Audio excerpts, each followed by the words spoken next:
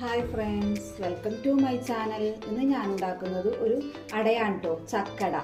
ഈ സമയങ്ങളിലൊക്കെ എല്ലാവർക്കും ചക്കയൊക്കെ കിട്ടും. അപ്പോൾ ചക്കട ഉണ്ടാക്കും. അതിനായിട്ട് ഞാൻ ഇത് വരിക്കച്ചക്ക ഉണ്ട്. ഞങ്ങളുടെയൊക്കെ ചക്കട ഉണ്ടാക്കാറ് പഴുപ്പിള ചക്ക കൊണ്ടാണ്. എല്ലായിടത്തും എങ്ങനെയെന്ന് അറിയില്ല അതിൻ്റെ പേര്. തൽക്കാലം വരിക്കച്ചക്ക നല്ല മധുരമുള്ള ചക്കയാണിത്. ഇതൊന്ന് പഴുപ്പിള ചക്ക അല്ലാത്തതുകൊണ്ട് ഞാൻ മിക്സിയിലിട്ടൊന്ന് ചെറുതായിട്ടൊന്ന് കറക്കിയെടുക്കരുത്. ബ്ലെൻഡ് ചെയ്തെടുത്തിട്ടുണ്ട് കേട്ടോ.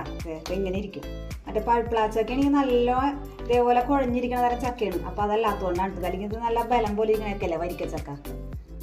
പിന്നെ തേങ്ങ, ഒരു ചെറിയ തേങ്ങ ഉണ്ട്. തേങ്ങ എത്ര കൊടുക്കണം അത്രയും നല്ലതാണ്, ടേസ്റ്റ് കൂടും. ഈ കപ്പിൽ 2 കപ്പ് വറുത്ത അരിപ്പൊടിയാണ് ഞാൻ എടുക്കുന്നത്. മധുരത്തിന് ആവശ്യമായ ശർക്കര, ഒരു വലിയ ശർക്കരയും പൊടിച്ചിട്ടുണ്ട്. ഇതൊന്ന് പാനിയാക്കി എടുക്കാം.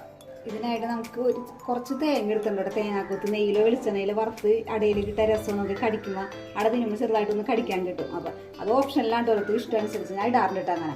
അപ്പോൾ അല്പം തേങ്ങ നമുക്ക് നെയ്യിലോ വെളിച്ചെണ്ണയിലോ, ഞാൻ നെയ്യില വറുക്കണേ, വറുത്തെടുക്കാം കേട്ടോ.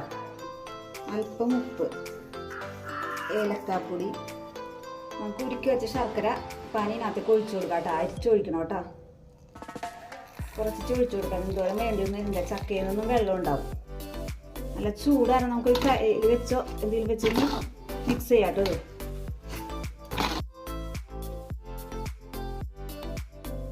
ഞാൻ കയ്യിൽ മാറ്റി കൈ കൊണ്ടാണ് കുഴക്കുന്നത്. നമുക്ക് ഈ സമയം കൊണ്ട് അല്പം ശർക്കര പാനിയുടെ ഒഴിച്ചു കൊടുക്കണം.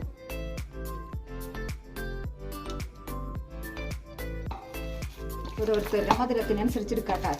ചക്കക്ക് നല്ല മധുരം ഇടാൻ കുറച്ച് ശർക്കര എടുത്തത്. അല്പം ശർക്കര പാനി കൊണ്ട് നമുക്ക് അതും കൂടി ഒഴിച്ചു കൊടുക്കാം.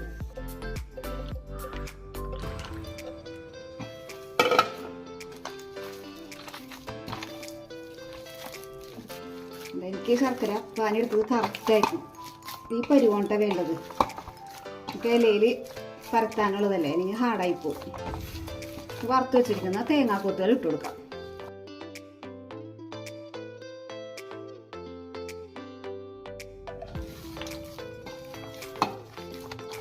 തേങ്ങാക്കൊത്ത് നിർബന്ധമൊന്നുമില്ല കേട്ടോ, ഇഷ്ടമുണ്ടെങ്കിൽ ഇട്ടാൽ മതി. ഒരു ടേസ്റ്റിന് ഇടണമെങ്കിൽ ഏലക്കാപ്പൊടി മുതൽ നല്ലോണം ഇടും. നല്ല കേട്ടോ, ഫ്ലേവറിനൊക്കെ നല്ല ഏലക്കാപ്പൊടി. അടക്കമുള്ള ബാറ്റർ റെഡി ആയിട്ടുണ്ട്. നമുക്കിനി അട പരത്താം. വാടലകളെല്ലാം ഞാൻ ഇതുപോലെ മുറിച്ച് കഴുകിയെടുത്തിട്ടുണ്ട്. ചിലർ ഉപയോഗിക്കാറ്, ഞാൻ വാട്ടാറില്ല. ചിലർ ഇതിന് വരെ ഇടന്നല ഇടിക്കും. ഇടന്നല ഇവിടെ ഇല്ലാത്തതുകൊണ്ടാണ്. അതാണ് ഇതിലും ടേസ്റ്റാണ് നല്ല. അപ്പോൾ നമുക്കിത് എങ്ങനെ അട ഉണ്ടാക്കണമെന്ന് നോക്കാം.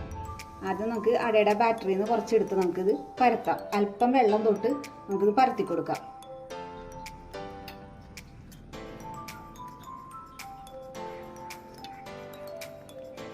നല്ല നൈസായിട്ട് പരത്തണം കേട്ടോ, അല്ലെങ്കിൽ കട്ടിയായിരിക്കും, വളരെ കട്ടിയായിരിക്കും.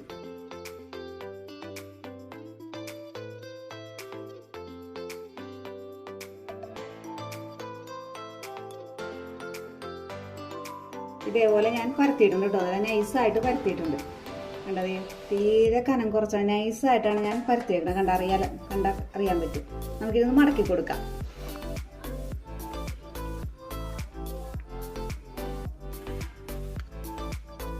ഇതേപോലെ ഇതേപോലെ എല്ലാ അടകളും നമുക്ക് റെഡിയാക്കി എടുക്കാം. എല്ലാ അടകളും ഇതേപോലെ ഇലയിൽ പരത്തിയെടുത്തിട്ടുണ്ട്. നമുക്കിനി ഇഡലിത്തട്ടിൽ വെച്ചത് ആവിയേറ്റി എടുക്കാം. ഒരു 30 മിനിറ്റ് വേണ്ടി വരും കേട്ടോ.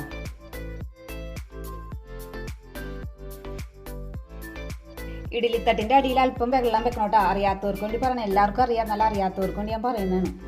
ഇതെല്ലാം പെറുക്കിയത് ഇഡലിത്തട്ടിൻ്റെ അടപ്പ് വെച്ച് മൂടി നമുക്കിത് ആവിയിൽ വേവിച്ചെടുക്കാം. വെന്ത് കഴിയുമ്പോൾ കാണിക്കാട്ടേനെ. ചക്കട വെന്തോന്ന് നമുക്കൊന്ന് നോക്കാം കേട്ടോ. നല്ല ചക്കടയുടെ മണം വരുന്നുണ്ടാ. ചക്കയുടെയൊക്കെ നമുക്കൊന്ന് തുറന്ന് നോക്കാം കേട്ടോ. തീ ഒന്ന് കുറച്ചൊന്നും ഇട്ടാ, അല്ലെങ്കിൽ കൈ പൊള്ളു. നല്ല ആവിയുണ്ട് കണ്ട. 20 മിനിറ്റ് ആയിട്ടുള്ളൂ കേട്ടോ. ഒരു 10 മിനിറ്റ് കൂടി ഇരിക്കട്ടെ കേട്ടാ. ഒന്ന് കുത്തി നോക്കാം വെന്തോന്ന് അറിയാൻ വേണ്ടിയേ. ഒരു പപ്പടം കുത്തി എന്തെങ്കിലും വെച്ച് കുത്തി നോക്കുമ്പോൾ പപ്പടം കുത്തിപ്പോൾ പിടിച്ചിട്ടില്ലെങ്കിൽ ചെറുതായിട്ട് പിടിക്കണ്ട്. പിടിച്ചിട്ടില്ലെങ്കിൽ ഇത് വെന്തെന്നാണ് കേട്ടോ. അറിയാത്തവർക്ക് പറയണേ കേട്ടോ. ഒന്നും കൂടി ഒന്ന് വേവാൻ 5-10 മിനിറ്റ് കൂടി ഇരിക്കട്ടെ കേട്ടോ. നല്ല സ്മെല്ലുണ്ട്. 75% വെന്തിട്ടുണ്ട് കേട്ടോ. നമുക്ക് നടച്ചു നോക്കാം. നമുക്ക് അട വെന്തോന്ന് നോക്കാം കേട്ടോ.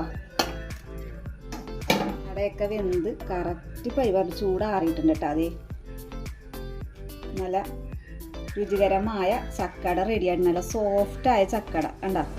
അപ്പോൾ എല്ലാവരും ഇതേപോലെ ചക്ക കിട്ടുമ്പോൾ ചക്കട ഉണ്ടാക്കി നോക്കണം കേട്ടോ. Okay, bye.